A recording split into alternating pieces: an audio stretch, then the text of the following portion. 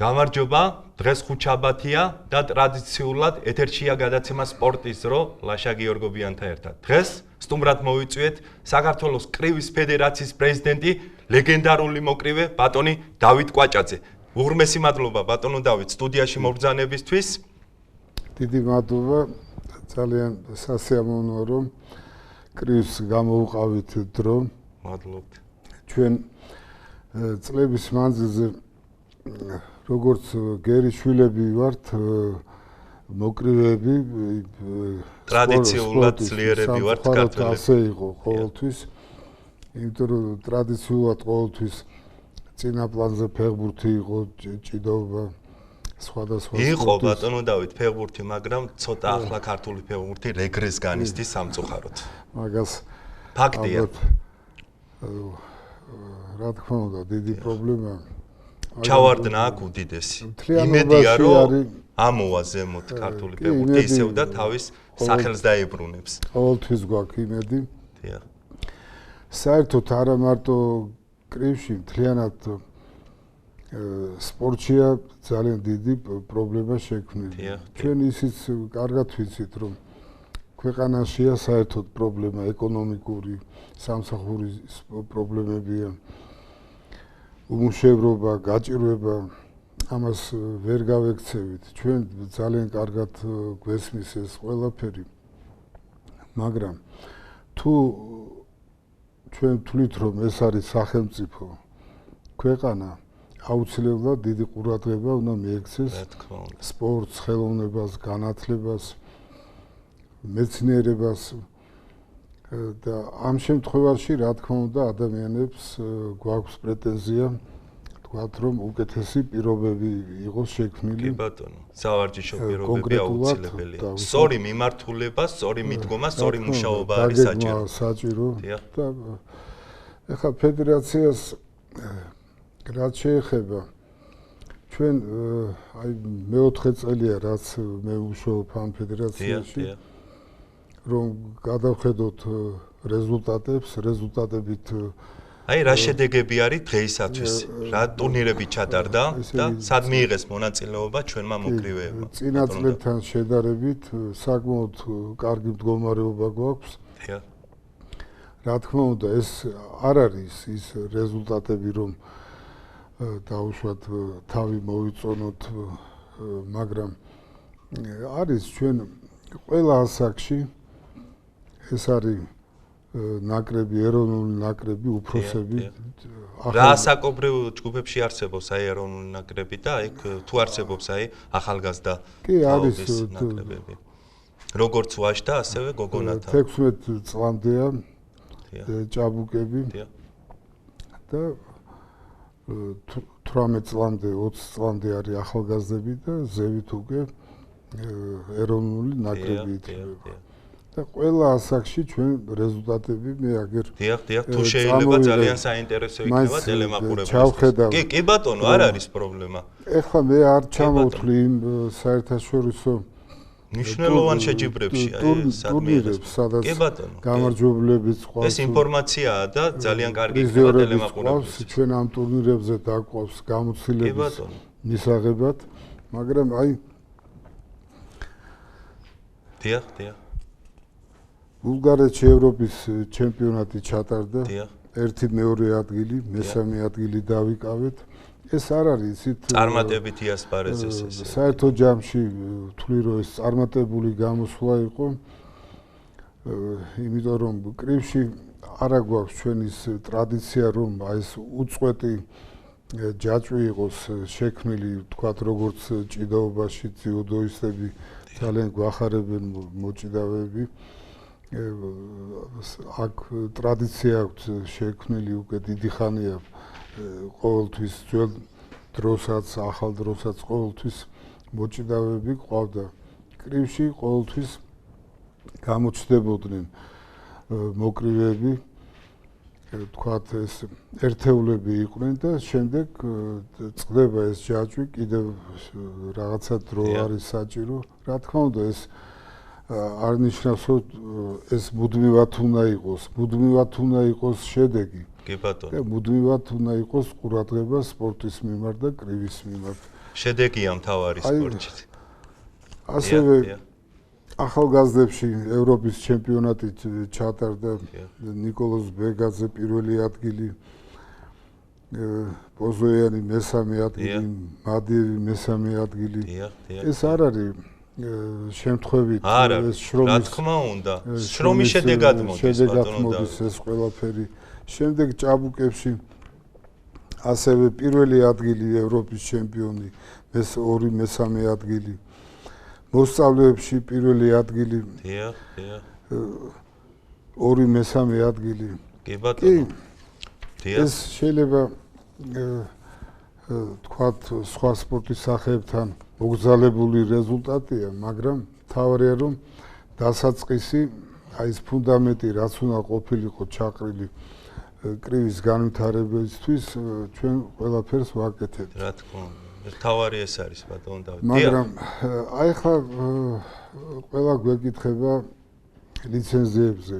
ჩვენ თურქეთში მივიღეთ სალიცენზიო ტურნირზე მონაწილეობა, სამწუხაროდ უშედეგოდ ვერ მოვიპოვეთ და ძალიან გული გვწვდება, იმიტომ რომ ფაქტიურად ამდენი წვალება ჩაყარეს წყალში მოკრივეებმა და არა მწვრთნელებმა.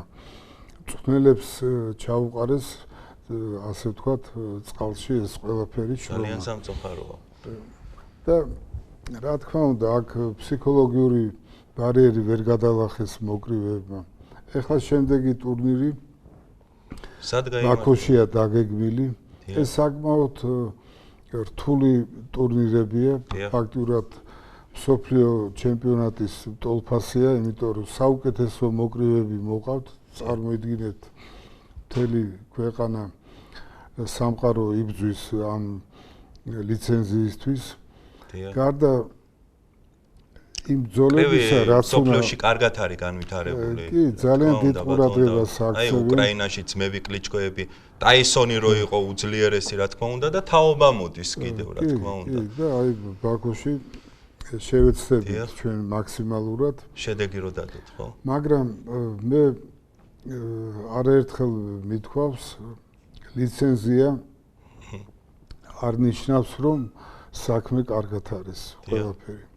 ჩვენ რაიონებში ძალიან ცუდი მდგომარეობა გვაქვს. აი რაიონებში რა მდგომარეობაა დღეისათვის ეს მინდოდა შეკითხვა დამის. მე ვიტყვი რომ კატასტროფული მდგომარეობა გვაქვს. დარბაზები თუ არის, აი? ძალიან ცუდი მდგომარეობა. სავარჯიშო პირობები, ხო? წინა მე არ მინდა ეხლა ეს რაღაც იმაში ჩამითვალ პოლიტიკურ და ამას რატო არ ეკიდებიან კარგად, აი საქმეს. დარბაზები გაიყიდა. საერთოდ პრობლემაა დარბაზები ქვეყანაში ძალიან მცირეა. აი ეს პრობლემაა უკვე უდიდესი. უნდა მიეხედოს ამას. გარდა მაგისა, ვისაც ეს ევალება, რა თქმა უნდა. რაც გვაქვს, დიახ. ისიც ცუდ მდგომარეობაში გვაქვს. ინვენტარის პრობლემა გვაქვს. ეხლა აწვიმს სპორტსმენებს, აი დარბაზში გარეთ როგორც წვიმს, ისე წვიმს დარბაზებშიც და რომელი საუკუნეა ამას ხო უნდა მიეხედოს ბატონო ჩემო ჩვენ შედეგები რო გვინდა ხო შედეგი ისე ადვილად არ მოდის ჰაერში არ არის შედეგი იმას უნდა სწორი მიმართულება და სავარჯიშო პირობები უნდა შეუქმნა რომ სპორტსმენმა უმაღლეს დონეზე იასპარეზოს საერთაშორისო ასპარეზზე ხო სპორტს აქვს ორი დატვირთვა ერთი არის სპორტული შედეგები რა თქმა უნდა ეს რა თქმა უნდა თავარია ამისთვის არის გამოყოფილი რა საკობრივ ჯგუფებში იმართება საერთოდ კრივში ეროვნული ჩემპიონატი პატრონ დავით აი ჩემ იმას კი ბატონო დაასრულეთ კი ბატონო კი რეზულტატები ძალიან კარგია ეს მთელ ერსუხარია ქვეყანას ეს დიდი წარმატება მაგრამ მეორე არის ეს არის ერის სიჯანსაღე. რა თქმა უნდა.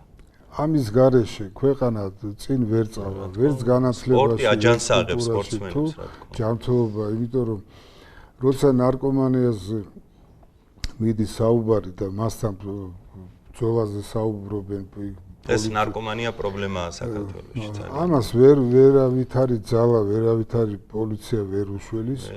სამწუხაროდ. თავარია ჯანსაღ ცხოვრებაში ჩავაბათ ახალგაზრდობა და ერთ-ერთი კარგი საშუალება არის სპორტი. მაიკ ტაისონი დიახ. სოფლიოში რა თქმა ცნობილი უნდა, ერთ-ერთი უძლიერესი მოკრივე იყო. თუ არა ერთადერთი მას ერთ-ერთი უნივერსიტეტის საპატიო დოქტორის წოდება მიანიჭეს. დიახ. შეიძლება ტაისონს ორი წიგნი არ აქვს სიტყვაზე კი ბატონო. წაკითხული, მაგრამ საპატიო დოქტორის წოდება მიანიჭეს, იმიტომ რომ მისი გამოჩენით უმაღლესი წოდება. ძალიან ბევრი ბავშვი მოწყდა ქუჩას და სწორ გზას დაადგა. ყველა გადაწყვიტა რომ გახდეს ტაისონი. გასაგებია, ყველა ვერ გახდება, მაგრამ ის როცა მიეჩვევა სწორ ჯანსაღ ცხოვრებას, ვარჯიშს, სპორტთან კარგი ურთიერთობა. თუ წარმატებული სპორტსმენი არა, ჯანსაღი მაინც გამოვა, ხო ბატონო დავით? ის სხვა საკითხებშიც კარგი იქნება. დიახ. ეხლა რაც შეეხება ამ ასაკობრივ ჯგუფს ჩვენ მაქსიმალურად რა ფინანსებსაც გვიყობს სახელმწიფო, მაქსიმალურად ეს თანხები არის გამოყოფილი შეკრებებისთვის და შეჯიბრებებისთვის. ჩვენ განაწილებული გვაქვს როგორც უფროსი ასაკის, ისე ახალგაზრდებზე და ჭაბუკებზე. მაგრამ იცით, ჩვენ მილიონებიც რომ მოგცენ ფედერაციას, კრივს ვერ განვავითარებთ, თუ ადგილებზე, რაიონებში არ იქნება პირობები. რა თქმა უნდა. და ძალიან ძიმე პრობლემა გვაქვს ამ ცვლილების. რა მდგომარეობაა დღეს? ამ გაჭირვებამ, ამ ცხოვრების და მსაჯთა კვალიფიკაციაც როგორია დღეისათვის საქართველოში? დიახ. ძალიან ცუდი შედეგი გამოიღო, იმიტომ რომ თაობათა ცვლა ხდება და სამწუხაროდ ბევრი ცუდი ან არასპეციალისტი მოდის სპორტში. სამწუხაროდ ეს ზოგადად სპორტში ხდება, ეს ძალიან ცუდია. რა თქმა უნდა, ამას უნდა მიექცეს ძალიან დიდი ყურადღება. საჭიროა სემინარები ჩატარდეს როგორც საჯებში, ისე მწვრთნელთა საწვრთნელო, რა თქმა უნდა. მწვრთნელებისთვის, მაგრამ ამისთვისაც გარკვეული თანხებია საჭირო. იმიტომ რომ ის ხალხის ჩამოყვანა საჭირო, საცხოვრებელი კვება საჭირო, ეს პირობები უნდა რა თქმა უნდა, ეს თანხებთან არ არის, დიდ თანხებთან არის დაკავშირებული, ხო ბატონო დავით? ამიტომ უნდა გამოიყოს მერე ფული ამისათვის. რაიონებში აუცილებლად რაიონის ხელმძღვანელობა დიდი ყურადღება უნდა მიაქციონ აი ამ საკითხებს, რომ იმ სოფლებში თუ თქვათ ქალაქებში მაქსიმალურად დიდი ყურადღება მიაქციონ. იმიტომ რომ სპორტი რაც კი არსებობს საერთოდ და დედამიწის ზურგზე სახელმწიფოები არსებობდა ჩვენს წელთა აღრიცხვამდე. ყველა სახელმწიფოში არსებობდა თეატრი, სპორტი, კულტურა არსებობდა, გარდა რა თქმა უნდა ჯარიც ყავდათ ყველაფერი, მაგრამ სახელმწიფო იმით არის გამორჩეული, რომ ყველაფერი არსებობს. შეიძლება უმაღლეს დონეზე არ იყოს, მაგრამ ეს საჭიროა. ჩვენი მხრიდან რაც შეიძლება ყველაფერს ვაკეთებთ, მაგრამ საჭიროა გვერდში დგომა, სპორტის სამინისტრო მაქსიმალურად გვეხმარება ჩვენ სპორტის სამინისტრო, მაგრამ სპორტის სამინისტროც დამოკიდებულია სახელმწიფოზე, როგორ დააფინანსებენ მათ. ისე რომ ეს ესეთი ჯაჭვია, იცით, შეკრული, ყველა როგორც წილი და ჭიანჭველა, ეს არ მოგიცია, ეს არ ესეთი სიტუაცია გვაქვს ჩვენ და რა ვიცი, მაქსიმალურად ვცდილობთ ჩვენ თუ ვერ მოახერხეთ, ალბათ შემდეგ მომავალი თაობა იქნება ჩემს მერე როცა მე გამოვჩდი სპორტში. ძალიან კარგი თაობა წამოვიდა, ძალიან ბევრი კარგი სპორტსმენი წამოვიდა. შემდეგ ისევ გაწყდა ეს ძაფი და ისევ ჩავარდა. მაგრამ იმედი გვაქვს, იმედი არასოდეს არ გვდება. უიმედო ადამიანი ცხოვრებაში ცოდვაა ბატონო დავით. დიახ, ბატონო დავით, რა მინდოდა მე თქვა. აი ჩვენი ქვეყნის მასშტაბით სად არის განვითარებული სპორტის შესახეობა უფრო მეტად და დღეისათვის აი მოწინავე მოკრივეებზე გვიანბეთ, აი ვინ არიან ესენი? ეხლა კრივი ძალიან ბევრ სახელმწიფოშია განვითარებული, თქვათ, შეგვიძლია ეხლა ჩამოთვლი იტალიაში, ინგლისში, ირლანდიაში, მაგრამ აქ ზოგჯერ საჯების პრობლემაც არის ჩვენთვის. პატარა ქვეყნები, როგორც წესი, იჩაქრებიან საჯების გამო.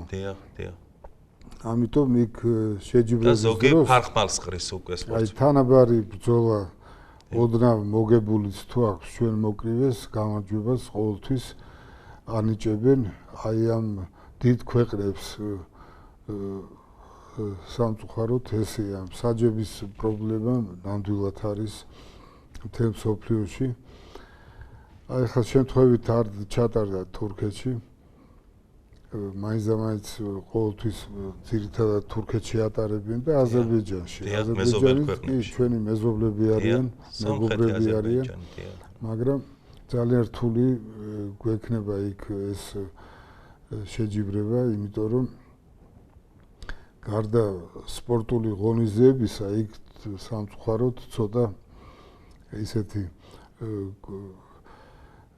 თამამად ვიტყვი ამას, რომ ცოტა კორუფციას აქვს რა თქმა უნდა, ეს სპორტში ხდება და ძალიან ცუდი ფაქტია, რა თქმა უნდა.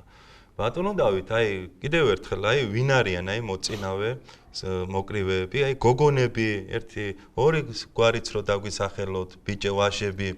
აი უფრო გვყავს ძალიან კარგი სპორტსმენები. ჩვენი გუნდი ძირითადად არის ახალგაზრდა მოკრივეებით დაკომპლექტებული. იცით, სიმართლე გითხრათ, აი ამ სალიცეზიო ტურნირის წინ მე არ მინდა ჩამოთვალო იმ მოკრივეების გვარი, ვისი იმედიც გვაქვს. არიან თლიანობაში წარმატებულები, კარგი გუნდი გვყავს, კარგი გუნდი, რა თქმა უნდა, მაგრამ ამ ტურნირზე ჩვენ ალბათ ერთი, მაქსიმუმი შეიძლება ორი ლიცენზია მოვიპოვოთ.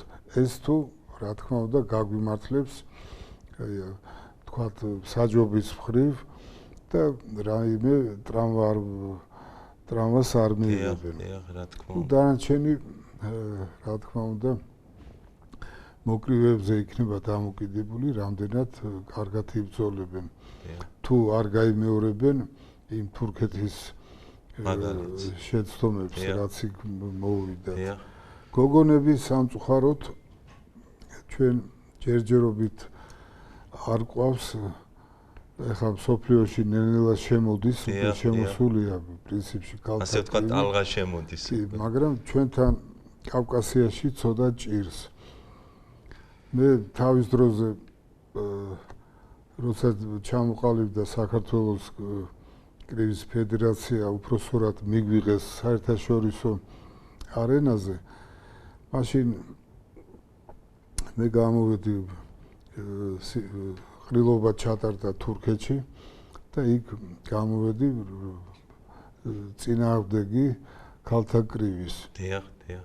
მაგრამ ახლა ძალა რო იტყვიან აღმარს ხნავსო დამკვირდა მაინც და მომავალში ალბათ ჩვენს გვეყოლება. თუმცა არიან ახალგაზრდა მოკრივეები, გოგონები მოდიან და ყურადღებას მივაქცევ. ბატონო დავით, აი ჩვენი გადაცემა სპორტულ ისტორიასაც მოიცავს, რა თქმა უნდა, აი თქვენი ასპარეზობების შესახებ რა სიტყოდით და თქვენს გარდა ვინმე თუ იყო, აი ძლიერი ასე ვთქვათ. გიორგი კანდელაკი შესანიშნავი მოკრივე, ყველა მიცის და გვახსოვს მისი ორთაბრძოლები. აი დანარჩენი და სრულდება უკვე ჩვენი გადაცემაც. ძალიან კარგი მოკრივეები, როგორც წარსულში, ისე ახლო მომავალში გიორგი კანდელაკი. რამას ფალიანი, დიახ. ვასალია, სარსანია, ძალიან კარგი უძლიერესი, ბიჭები, კაი თაობა იყო. ძალიან კარგი თაობა იყო, კარგი შედეგები ჰქონდათ. ჩემამდე იყვნენ ძალიან კარგი. მაგრამ ჩვენ პერიოდში ისიც ეს ტარდებოდა საბჭოთა კავშირის პირობობა. ესე იგი საბჭოთა კავშირის მოგება მისი ჩემპიონობა ძალიან რთული იყო. თუ მე ხდებოდა საბჭოთა კავშირის ჩემპიონი, ეს იყო რაღაცა სასწაული. ამიტომ ამან ძალიან ხელი შეგვიწყო ეს საბჭოთა კავშირის დაშლა, უკეთ შედარებით ადვილია ევროპის პირველობაზე, მსოფლიო პირველობაზე გასასვლელად უფრო ადვილია.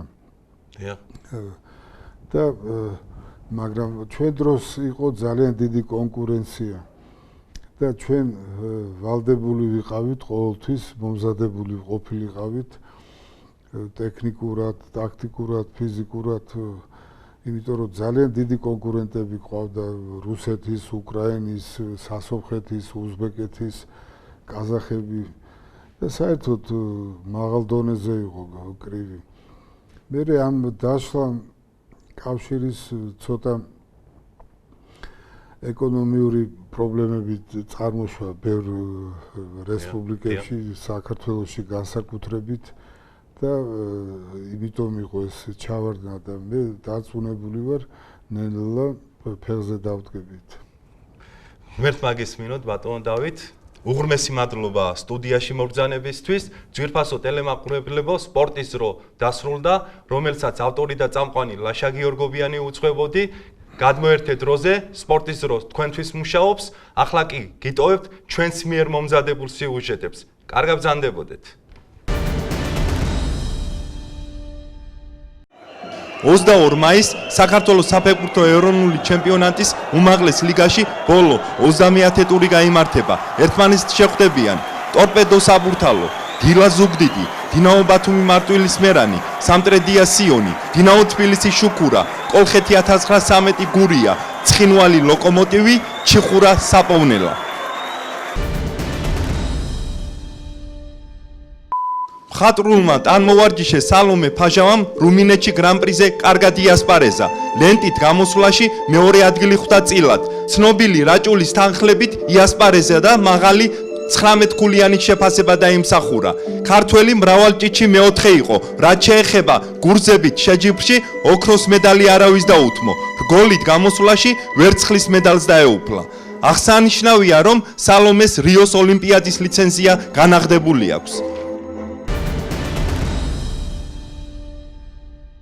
მადრიდში მოფარიკავეთა პირადი და გუნდური მსოფლიოს თასის გათამაშება გაიმართა. სანდრო ბაზაძე მეორე ადგილზე გავიდა, რითაც ვიცე-ჩემპიონის ტიტული მოიპოვა. ფინალურ პაექრობაში ფრანკ ვინსენტ ანსტენთან 9-15 წააგო. ბაზაძემ პირად რეიტინგში 26 ქული წინ წაიწია. გუნდურ შეჯიბრში საქართველოს ნაკრებმა მე-10 ადგილი დაიკავა, რომელშიც 22 ქვეყნის მუშკეტერები მონაწილეობდნენ. რუსეთის ქალაქ ყაზანში დასრულდა სამბის და ევროპის ჩემპიონატი, სადაც ბრწყინვალე დიასპარეზა საქართველოს ნაკრებმა. ქართული სამბოს ისტორიაში პირველად ქალი ევროპის ჩემპიონია. 72 კილოგრამ წონით კატეგორიაში ნინო ოძელაშვილმა კონტინენტის პირველობა მოიპოვა. ვაჟთა შორის ევროპის ჩემპიონები წონითი კატეგორიების მიხედვით ვახტანგ ჩიდრაშვილი, ნიკო კუცია და ბექა ბერძენიშვილი გახდნენ. ჯამში საქართველომ 12 medali მოიპოვა, 4 ოქრო, 4 ვერცხლი და 4 ბრინჯაო. რუსთავის ცენტრალურ სტადიონზე საქართველოს ეროვნული ჩემპიონატის მეორე ლიგის აღმოსავლეთ ზონაში პრინციპული მატჩი გაიმართა. გარდაბანი სოხუმის ცხუმს დაუხვდა.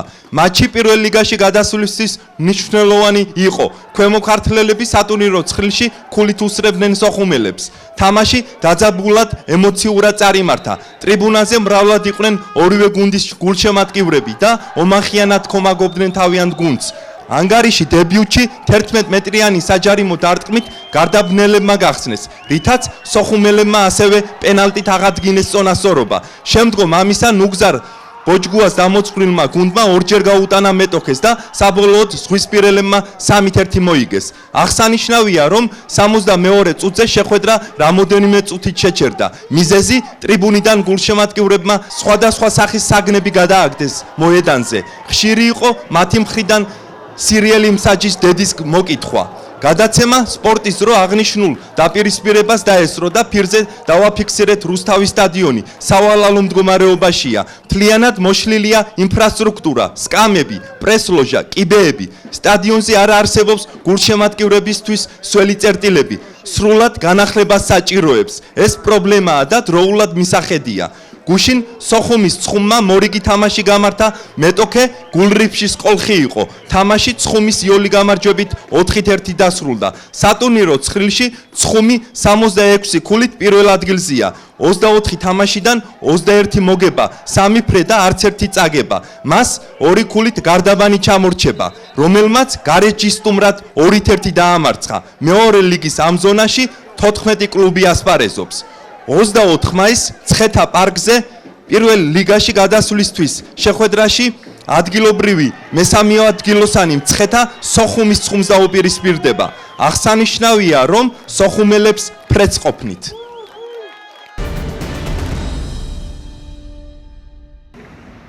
საჩოგბურთო კლუბ ზიურის კორტებზე დასრულდა საქართველოს პირველობა 14 და 16 წლამდე ასაკის გოგონათა და ვაჟთა შორის, რომლის მიზანი იყო ასაკობრივი ნაკრები გუნდების კანდიდატთა შერჩევა. პრიზიორები გაემგზავრებიან ევროპის ზაფხულის თასზე მონაწილეობის მისაღებად, ხოლო თითოეული ასაკში გასული პირველი და მეორე ადგილოსანი გაემგზავრება ევროპის ინდივიდუალურ ჩემპიონატზე. ვაჟთა 14 წლამდელებში პირველ ადგილზე ლაშა გიორგი კიკვიძე გავიდა, მეორეზე ცოტნე ძიმისტარაშვილი, მესამე საფეხბურთზე კი ნიკა ცისკარიშვილი. 14 წლამდე გოგონებში ჩემპიონატი დალიდა ქადარიამ მოიგო. მეორე მესამე ადგილებზე თამარ გაგოქშიძე და ნია სალუქვაძე გავიდნენ. ვაჟებში 16 წლამდე ფინალურ შეხვედრაში ზურაბ ტყემალაძემ დავით ჭელიძე სამსეთში 6-4, 4-6, 6-4 დაამარცხა. მესამე ადგილი გიორგი ფშავილიშვილმა აიღო. ამავე ასაკში გოგონათა ასპარეზობაში მარიამ დალაქიშვილმა ანა შანიძესლია 6-4, 2-6, 7-5 და შესაბამისად საქართველოს ჩემპიონია. მესამე საპრიზო ადგილი ანა კენჭაშვილს ერგო. ძალიან რთული მატჩი იყო. ასე რთული მეტოქე და რავი, ვითამაშე კარგად და მოვიგე, ძალიან გახარებული ვარ. კარგი თამაში იყო ძალიან. საქართველოს დედაქალაქმა პირველად კიოკუშინკაი კარატეში ევროპის ჩემპიონატს უმასპინძლა, რომელშიც 30 ქვეყნის სპორტსმენები ასპარეზობდნენ. საქართველოს ეროვნული ნაკრების წევრმა ანდრეი ზინჩენკომ 65 კილოგრამ წონით კატეგორიაში ევროპის ჩემპიონი გახდა. ფინალურ ორთაბრძოლაში ბულგარელ გიორგი ლატაროვს მოუგო.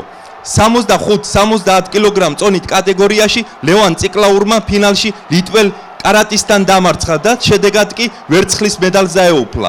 ქალთა პაექრობაში 60 კილოგრამ წონით კატეგორიაში თამარ ბიბილეიშვილმა ბრინჯაო დაისაკუთრა.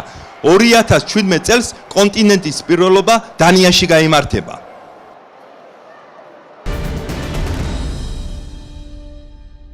თბილისის სპორტ კომპლექს არენა 2-ში საქართველოს ვაჟ ხელბურთელთა ეროვნული ჩემპიონატის მატჩები გაიმართა. ქარიშხალა თელავის იმედი 35-34, STU პეგასი 39-32.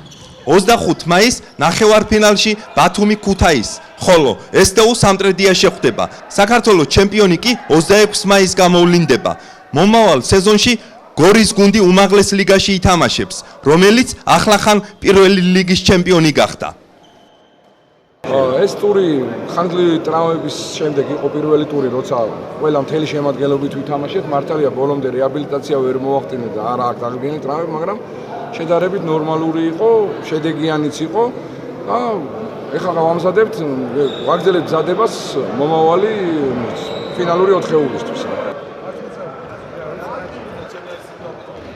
საქართველოს ხელბურთის ისტორიაში პრეცედენტი მოხდა ძალიან კარგი, რომ პირველ ლიგაში იქნა 5 გუნდმა აიღო სტარტი და 5 გუნდში გავიმარჯვეთ, გავეთ პირველ ადგილზე. პირველი ადგილოსანი გარანტირებული აქვს უმაღლეს ლიგაში საფრთხე.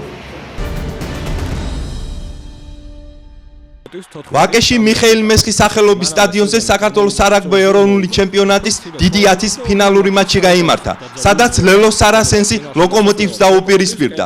საინტერესო დაძაბული თამაში ლელოს გამარჯვებით ანგარიშით 17-15 დამთავრდა. აღსანიშნავია, რომ ლელო მეოთხედ გახდა საქართველოს ჩემპიონი. უმაღლესი ლიგიდან ხარები გავარდა. მის ნაცვლად დიდი 10-ში ქვედა ლიგის პირველ ადგილოსანი ქუთაისის ბაგრატი ითამაშებს. თბილისის ახალ სპორტის სასახლეში საქართველოს ფუტზალის ლიგის რეგულარული პირველობის ბოლო ტურის შეხვედრები გაიმართა. თბილისმა გორის უფლისციხეს 5-4 ზლია. შავი ზღვის უნივერსიტეტმა თბილისის სპარტაკს 9-6 მოუგო. STU თელასი ბათუმის დინამო 8-3. თბილისის სახელმწიფო უნივერსიტეტის გუნდმა აფხაზეთი დიდი ანგარიშით 9-1 დაამარცხა. 26 მაისს პირველ ნახევარფინალურ მატჩებში ერთმანეთს დაუპირისპირდებიან თბილისი TSU, STU თელასი, აფხაზეთი.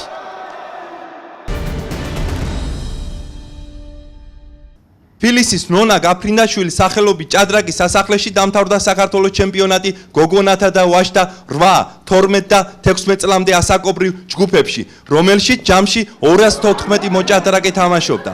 გოგონებში 8 წლამდე ყველას ანა შერაზადაშვილმა აჯობა. მას ქულით მარიამ გვათუა ჩამორჩა.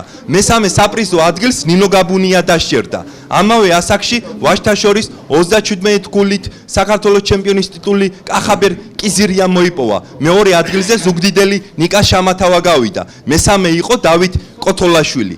12 წლამდელთა შეჯიბრში გოგონათა შორის ქუთაისელმა ნია დონღვანმა მოიგო, რომელიც სხვადასხვა ასაკში საქართველოს სამგზის ჩემპიონია. მეორე პოზიცია ლიანა ლომაიას ერგო წილად, სამეულში კი დია ბედოშვილი გავიდა.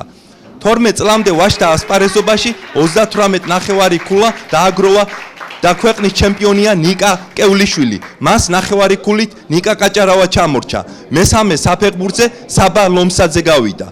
16 წლამდე გოგონებში თამარ ესაძემ გაიმარჯვა. მეორე ადგილით ელენე კოსტავა დაკმაყოფილდა. მესამეზე კი ლილე ქორიძე. ამ ასაკშივე ვაჟთა შორის ყველასთვის მიუსტომელი ლუკა ობოლაძე გახდა. მეორე მესამე ადგილებზე შოთა კოდაშნელი და ნიკა პეტრიაშვილი გავიდნენ. გამარჯვებულებს და პრიზიორებს თასები, მედლები, დიპლომები, ფულადი ჯილდოები საქართველოს ჭადრაკის ფედერაციის პრეზიდენტმა გიორგი გიორგაძემ გადასცა. ჩემპიონები სოფლიოს და ევროპის ჩემპიონატებზე მიიღებენ მონაწილეობას. მე ძალიან მიხარია რომ გავხდი საქართველოს ჩემპიონი. ძალიან მიხარია და ჩემს საქართველოს გავხდი 7 ნახევარი ქულით. აქ ძალიან ძლიერები იყვნენ სამაგიეროდ, მაგრამ მე გავიმარჯვე.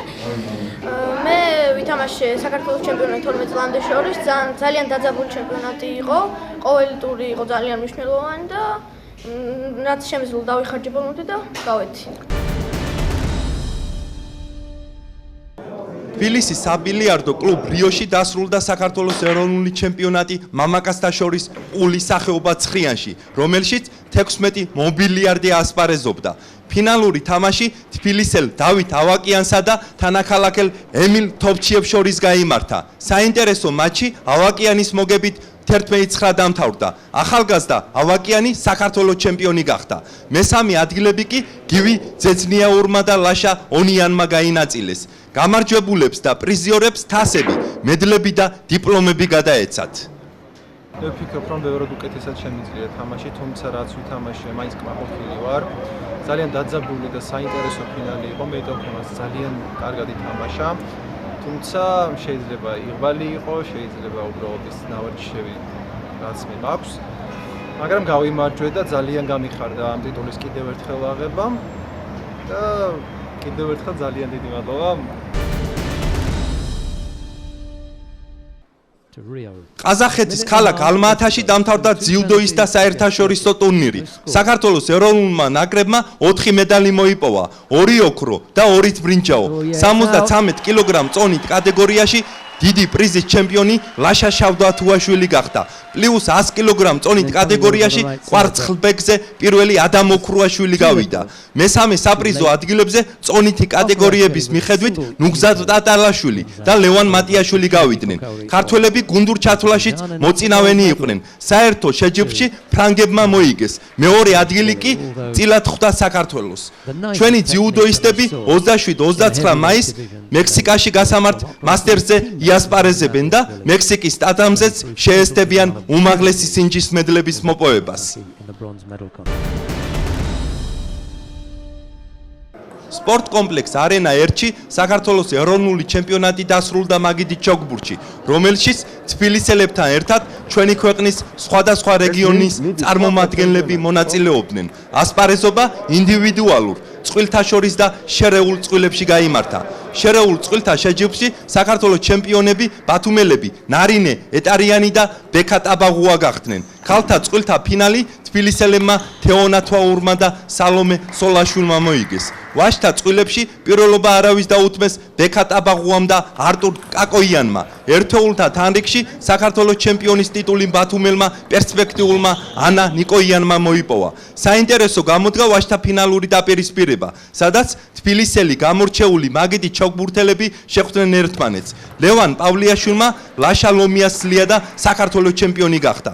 გამარჯვებულები და პრიზიორები თასებით, მედლები და სიგელები დააჯილდოვეს. 8 ივლისს ხორვატიაში სტარტს აიღებს ევროპის ჩემპიონატი, რომელშიც საქართველოს კადეტები და იუნიორები იასპარეზებენ. საინტერესო ჩემპიონატი იყო, საინტერესო თამაშებით და ზაფხულში გავიმარჯვე და დავიკავე პირველი ადგილი. გუშინ ბაზელში ევროპა ლიგის ფინალი ლივერპულსა და სევილიას შორის გაიმართა. მატჩის პირველ ნახევარში ლივერპული წინ გავიდა. ტაიმი ინგლისელებმა 1-0 მოიგეს. თამაშის 46 წუთზე სევილიამ კევინ გამეიროს გოლით ანგარიში გაათანაბრა. შემდეგ ესპანურმა გუნდმა უპირატესობა მოიპოვა. სევილიას კაპიტანმა კოკემ ორჯერ აიღო მეტოქის კარი. 3-1 ემერის გუნდის სასარგებლოდ. და მიჯრით მესამე დაღმართა ევროპის ლიგის თასი, რაც სარეკორდოა.